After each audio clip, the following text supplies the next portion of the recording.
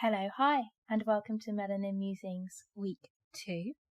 So this week we're joined by my lovely mum, Opal Lindo, who came over to the UK as part of the Windrush generation in the 60s. Hi mum, let's get straight into it. Firstly, can you start by telling us a bit about yourself and how you came to live in Britain? I travelled to the UK with my mum in June 1962. Oh my gosh. Yeah. My dad came first, and I think he came in about February 62, and then my mum and I joined him. He came on a boat or ship. On Windrush? No, it wasn't a Windrush ship, but it was a ship. And my mum and I travelled on the OAC airplane because my mother is there's no way you put her on a ship, but she had very fond memories. She used to tell me about travelling here. She was very excited about coming to the UK. Because back home, we were always told. She said they were always told that the streets of London were paved with gold. Gosh. And she was just really looking forward to making a life here. She thought my dad would come, because my dad was a carpenter, and she thought he would come over here and progress his trade, and then return to Jamaica to set up his own construction company. When she arrived here, she said she thought all the houses were factories. Oh my gosh. Because she couldn't understand why they were all so built so close together. And she said there was a lot of smoke and smog, and it was very, very, very cold. She said when they arrived at the airport, she said they'd put the red carpet out for us, and I asked her what she meant by that. She said there's literally red carpet. We walked off the airplane, and there was red carpet that they walked along, and she thought, this is very nice. And then she said we got a train to Victoria Station, and then met my dad, and she said it was all downhill after that. When they realised, when she saw the house, it wasn't even a room that they had to rent. I mean, back home, she said she had like a help, so home help, and she said here everything you have to do everything for yourself. And she's found, and the people weren't that friendly. And then she said they also had difficulty finding somewhere to rent, because that's when she realised that we weren't really welcome here at all. They rented a room in a house, but it was owned by a black person, West Indian person, because she realised that the white people would not rent to us. Oh my gosh. And there were signs in their windows, no blacks, no Irish, no dogs. 62. Yeah, and she thought, oh my God. So anyway, she said it was okay, because she thought this is just going to be temporary. My dad's just going to progress his profession, and then we're going to return back to Jamaica. Who did you come with? Did you come with your siblings or? No, it was just me and my mum. I had another brother, Winston, but he stayed in Jamaica with her mum because her mother thought it'd be too much of a struggle if she brought both of us over at the same time. So he stayed with her mother. Yeah, so I was 2.5 when I came here. I don't recall it. I don't remember any of it. But Mum said, because I was very light in complexion, she said that whenever we went out walking, and I had red hair. Oh my gosh. People they'd want to touch my hair and couldn't understand why I had red hair and why I was so light-skinned in complexion. And she found that very strange, because back home there was none of that. Yeah. We were all the same. We were just black people. Yeah. So she found that very, very strange. So you've kind of experienced Britain since you're 2.5, and you've experienced racism, obviously, from that kind of age.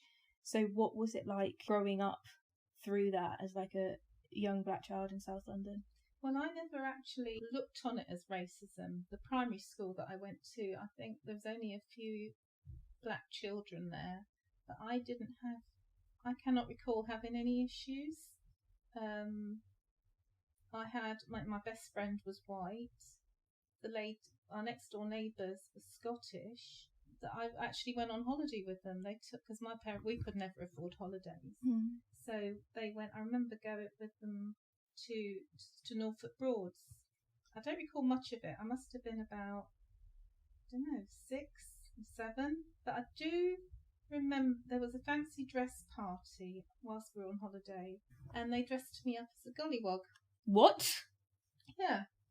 But I didn't think, I was a little girl. I was only 6, and I didn't think anything of it. Now, looking back, I'm thinking, oh my God, that was awful. So that was a bit strange. And they couldn't comb my hair either. But they weren't horrible to me, otherwise I'd have cried. Yeah. Because I enjoyed it. Because when I went back home, when we returned home, I'd enjoyed myself. I'd had a good time. So it wasn't kind of known to you as racism. No. It was just, and probably not to them either. It was just kind of, that's how it was just accepted. How it was, yeah. That's how they accepted it. And me being 6, I didn't think, it didn't dawn on me that they were being racist. But the daughter, Elizabeth, she was my best friend, and we were really, really close. We used to have sleepovers together. And the grandmother taught me Scottish dancing. I used to go in competitions with them and do Scottish dancing. So I never felt different to them. But they obviously did see you as different. Otherwise, they never said that. Elizabeth never, ever said that to me. And we were just best friends. And her mother and my mum were really close as well. So there wasn't, obviously there must have been, but they didn't ever show it to you. No. Other than dressing you up as a gollywog. Oh, no. That is horrendous. That is horrendous. What was it like then going into secondary school? Did you notice it more then?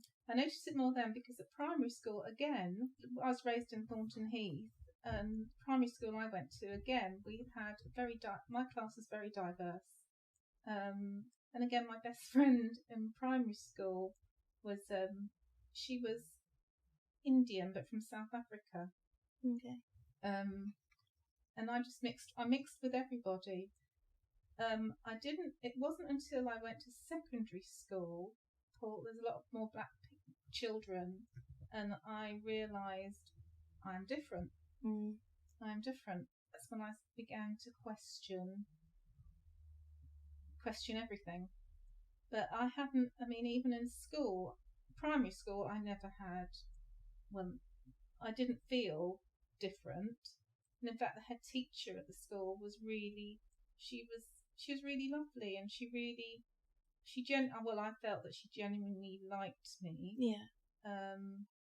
And I was one of her best pupils. It wasn't until I went to secondary school that I realised there was a difference, because I took my 11+, and I passed it, and I was due to go to one of the best grammar it was a private school, but they were only offering 2 places to people that couldn't afford it. And although I passed the test to get in, that place was given to a white girl.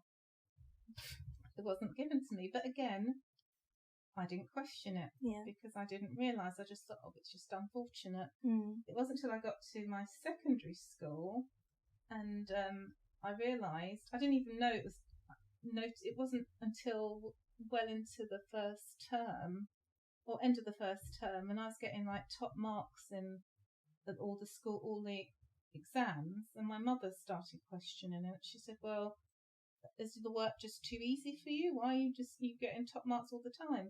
And so she went down to the school. It was at parents' evening.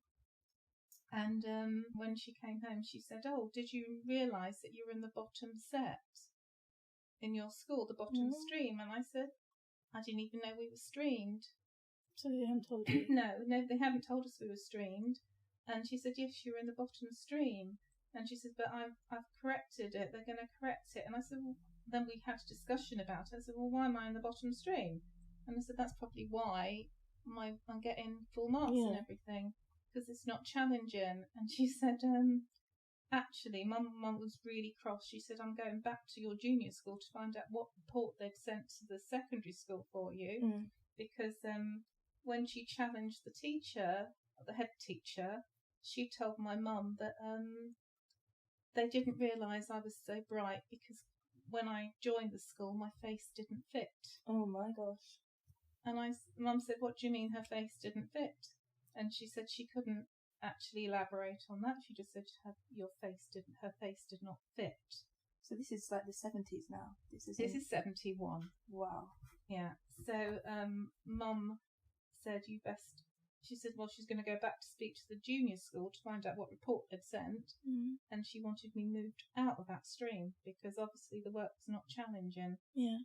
So I was moved up, and because otherwise I wouldn't have been able to do O-levels, as it's called then. I was in the stream to do CSEs. Oh my gosh. So that's where I would have stayed if my mother hadn't gone down and challenged it. So that would have impacted your whole life. It would have done. And she did go back to the junior school where I'd had a really good time. And the head there was really shocked. She said, absolutely no way should I have been put in the bottom stream. Now, she was a white lady, but she said no. She said Opal was one of my best pupils. She should never have been put in the bottom stream at the secondary school. Anyway, that was fine. So I was moved up to the O-level stream, but the only downside of that was I was amongst, well, I mean, I had friends, but I wasn't as close to them as my friends who were still kept in the lower stream because they were all the black girls. Yeah. And these girls in my class now were all white, majority white and Indian, but no black. I think there was just a couple of black girls. So your whole social situation changed then? It did change for a bit because in my class I was with all the white girls and the Indian girls, but at break I played with all the black girls. Do you think that had an impact on you kind of growing up then, or? It made me question what's going on here, and that's when I started to feel different. And then also I noticed when I did my O-levels and going on to do A-levels, I realised now, I didn't realise at the time, that the careers advice that we were given, I was being given something totally different to my peers. I was told that I should apply to the civil service or maybe go into nursing. I was never told that I could go to university. So you had no idea about university? No, and then my parents, I mean, neither of them had been to university, so they didn't know. But most of my friends not friends, my colleagues in my class, they all went to university. I was encouraged to do a private secretary's course, which I did, because I thought I was told that would put me in good stead to develop my career and I could move on from there. And so that's what I did, and that was the biggest regret of my life, doing that private secretary certificate, because it's just, I didn't go anywhere. And then my first job was with the Dorchester Hotel, and it was after this that I was confronted with blatant racism. I remember travelling to London on the train to go to work, and then I was this man, and he knocked me flying. I was in the bus queue. When I turned around, he didn't apologise. It's a white man. He said to me, "Get out of my way, you stupid black bastard." Wow. And I thought, oh, the streets of London. Yeah, that was at Victoria Station. Oh my gosh. And I thought, oh my God. Anyway, I spent 2 years at the Dorchester, which was fine, but I left because, again, the work was not challenging, and even though my appraisals were brilliant, I was never put in for promotion, nothing. So what has that kind of been like navigating the workplace as a black female, like through your life? I mean, I've never been up for promotion. Okay. My appraisal, and I think that's why I've job hopped, because I once I got to know the job, there was nowhere for me to go, so I always moved on to a different company, thinking that would be my way to move up, but I was never moved up. And I've been for a few jobs, and because on paper my qualifications are really good and I look good, minute I turn up for the interview, it's a different story. Like I worked with Bupa, it's called Bupa Hospitals. I was there 4 years. Again, I was never put up for promotion, even though I had brilliant appraisals. And when I questioned it, I was told that there's nowhere for me to move to. Yeah, other people will be moved up, so I'd move out, I'd leave. Yeah. Maybe I should have challenged it, but I You didn't know any better. I didn't know any better, and also I'm the sort of person I don't like to right or wrong. And I remember there was one particular job came up to work in Bahrain. It was for an oil company, and I thought, oh, brilliant! It's for an executive assistant, and I thought, well, that'll be a career move. I'll move up the ladder that way. So I went for this position. I was put forward by an employment agency, and I went for the interview, and the look on this man's face when I walked in, I mean, if the ground could have opened up and swallowed him, it would have done him a favour. He said to me, I'm really sorry, we can't go ahead with the interview today. And I said, but why? And he said, oh, because the agency should have told you we're only allowed to interview people that are British. And I said, well, I'm British. I've got a British passport. I've got my citizenship. I am, I said, what's the problem? And they said, well, you're not single. You're married. And I said, at the time I was going through a divorce. I said, no. I said, I'm not married. I am single. I'm going through a divorce. And I said, what difference does that make? Yeah. And he said, oh, well, it's not us. This is a major oil company. He said, it's not our decision. It's just that people in Bahrain, they were not allowed to put forward anyone that's not British. And I kept saying, but I am British. Anyway, wouldn't have it. So I called the agency and I said, what the hell's going on here? Why have you sent me for this position? Why have I been shortlisted? Yeah. Wasted my time, come for this interview, and now being told that I'm not British. And the agency said, Opal, do me a favour, go back and ask him a direct question for me, please. Is it because you're black? And this is a white woman that said this to me. She said, go and ask him if it's because you're black. So I said to her, they're not allowed to do that. And she said, precisely. She said, go and ask him. Yeah. So I did. I went up to him and I said, excuse me, is the problem here because I'm a black woman? It's got nothing to do with the fact that I'm not British. Is it because I'm a black woman? He said, actually, it is, but you need to understand it's not our policy. We don't racially discriminate at all. It's the Bahrainian government. I said, but I'm sorry, Bahrain. I said, they're not exactly white people, are they? So I said, and he said, yes, but they've obviously got a problem with Jamaica. I said, people in Bahrain probably don't even know where Jamaica is. I said, what is going on here? Anyway, they wouldn't have it. So I left and I cried all the way home. I just felt so humiliated. Yeah. And I wrote a letter to the CEO of the company who in Texas. And I said I copied it into the Independent and another newspaper.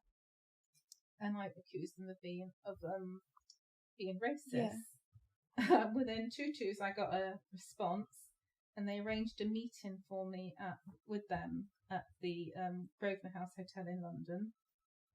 And so I went along, and this South African woman who was their HR person, she was trying to justify what had happened and said, they've reprimanded the personnel manager that spoke to me. They should not have spoken to me like that, and they do not racially discriminate. And I said, oh, you did. Yeah. The fact is that you did. So she was getting really agitated with me, and she said, look, what do you want from us? The position in Bahrain has gone. I said, I wouldn't want to work for you. I said, all I want, is a letter of apology and you to acknowledge that you have racially discriminated against me. Yeah. So she said, oh, okay, you can have what you want. Anyway, I got the letter and I sued them. Because I had it in writing. Yes, Mum. And so obviously, like from year 7, the decisions that were made for you have impacted your whole life. Oh, they have. Do you think that that's kind of dictated how you've raised the girls and I? Yeah, because I just don't want my children, to feel inferior, because you're not inferior at all. And I just thought, if I had gone to university and furthered my education, it would have put me in probably better stead. But I wasn't given the opportunity. So I always maintained that when I have my children, this is not going to happen to them. I want them to be educated. I want them to know themselves, to know their culture, to give them a fair chance in this life, because it's hard enough without having all this botheration. I love that word. Has anything really changed since you were younger? It's more out in the open. Like I said, when I was younger, it was all swept under the carpet. We didn't talk about it. Obviously, there was a difference, but it was never spoken about. And I'm glad it's all come to the forefront now, and it's been spoken about, because I don't want my girls or any grandchildren, if I'm fortunate to have any, to go through any racial discrimination, because it's just not right. It's not right. And I mean, I've got a real diverse range of friends. I talk to everybody, and I think that's because I was the way I was raised. But at the same time, I'm now questioning my white friends that I've got. My door's always open to everybody. Yeah. They've been here, we've had parties, dinner parties, everything. But I can count the number of them that have ever invited me to their house. And when I go, I'm the only black person there, or their token black friend. I think, how many of them have actually got black friends? Yeah. Not many of them. I'm probably the only one. They're like, we're not racist because we're not racist, but I'm their token black friend. Yeah. And it's the same with companies that I've worked for. I've worked for some very high profile people, but I'm always the token black person. And that worries me. I don't like that at all. Is that something that you've noticed more now, or is it something that you think is... I've noticed it more now, because it's all there out in the open now. But I think it's been like that throughout my life. All the companies I've ever worked for, in the high profile roles, I've always been the token black person within the company. But I'm not going anywhere. I'm just there to tick boxes for them. Because I don't know, I'm the token black person, and I don't want my children to be the token black person anywhere. No. Do you feel then that, I mean, that's such a stress on your mental health and like your self-esteem probably, and things like that, like looking back at that? I've always, I've got low self-esteem. I still have, but I think it's because of my experiences. I've always felt that in the workplace I'm just not good enough, or there's people that are far more worthy than myself, and I'm annoyed with myself for allowing it to happen. Do you think you've had to assimilate into these environments so that you're palatable? Yeah. I think I have, and I've allowed it to happen, which is wrong. And my mum and my dad, they didn't want any hassle. I mean, my parents never returned to Jamaica as they planned. Unfortunately, with the stress and the strain of life in the UK, their marriage broke down and they were divorced. And my mother found it really hard raising the three of us. So, yeah, it was a struggle. But anyway. What do you like and dislike most then about being a Jamaican Brit? I love being a Jamaican Brit. I love my culture. We're just unique people. We really are. I mean, our motto is out of many, one people. And that's just the way we are. And to be quite honest, if Jamaica was more stable, I would move back tomorrow because I feel like I'm a lodger in this country. And when I have been fortunate enough to go on holiday to Jamaica, when I get off that plane, I just think, oh, I'm home. I don't have to pretend. People aren't pretending around me. Everybody's just natural, and you're welcome. You feel welcome. Here, I don't feel welcome. There is an undertone of racism here. I don't feel welcome. Do you regret then coming to Britain? I have no say to coming to England. I came with my parents. No, I'm glad I came here. because it's given me another outlook, I suppose, on life. And I've met some really lovely people from all over the world, which I probably wouldn't have had that opportunity if I was raised in Jamaica. So I don't regret coming here, and I have learnt a lot. The country's taught me a lot, but they're not friendly here. We've lived in America. I found the Americans far more friendlier than the Brits.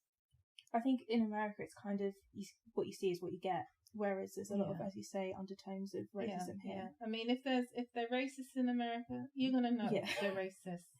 Here, people are racist, and you don't know that they're racist.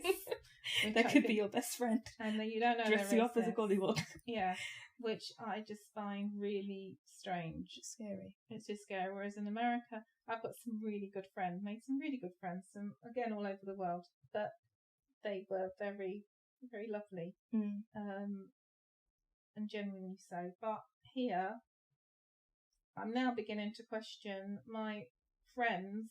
Are they really genuine?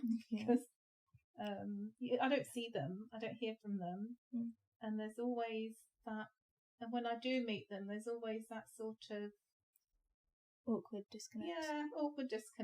Yeah. I mean, they're lovely, they come across as lovely, but would they ever invite me to their place?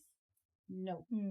So, Mum, just to finish, obviously you are a Jamaican Brit, and we love being Jamaican, and you've raised us to love our culture, but just for everyone else, 3 sayings that you could share with someone who's struggling to find their identity in the UK. Don't forget your culture. Hold on to your culture, because that is so important. It's nice to feel that you belong somewhere. And,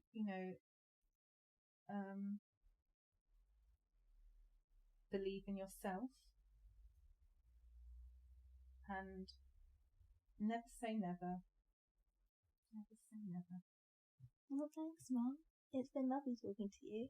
That's okay. It's been really nice. Thank you for giving me the opportunity. I've enjoyed it too. And we love Jamaica. Oh, I love Jamaica. It's the best island in the world. I love Jamaica.